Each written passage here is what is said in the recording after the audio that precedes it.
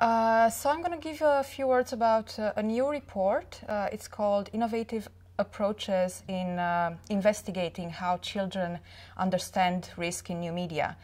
And this is a deliverable for a work package on qualitative methods. So this is one of the two reports.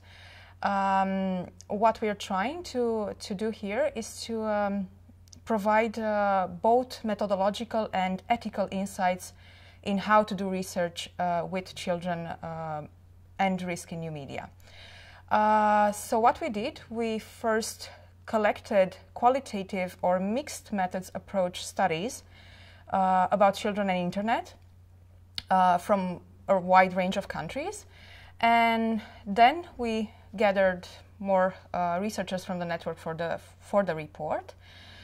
And we decided to split the report into a methodological section and one ethical section, although these two are obviously interconnected.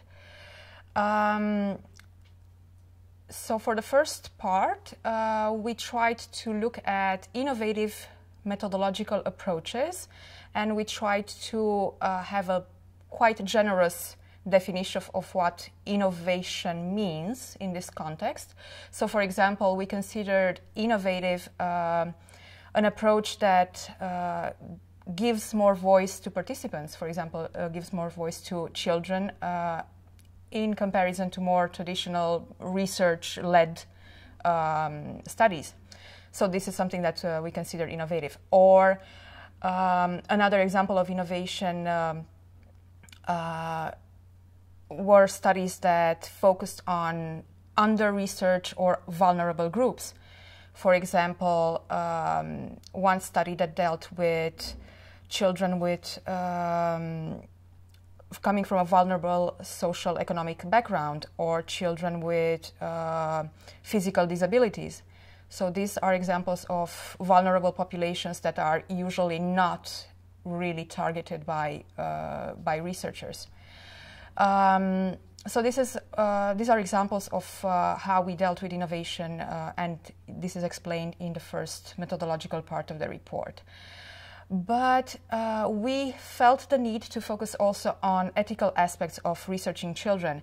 So in the ethical section, you will find detailed explanations of how to deal with issues such as privacy concerns, or how are the different levels of consent from children being included in specific research projects.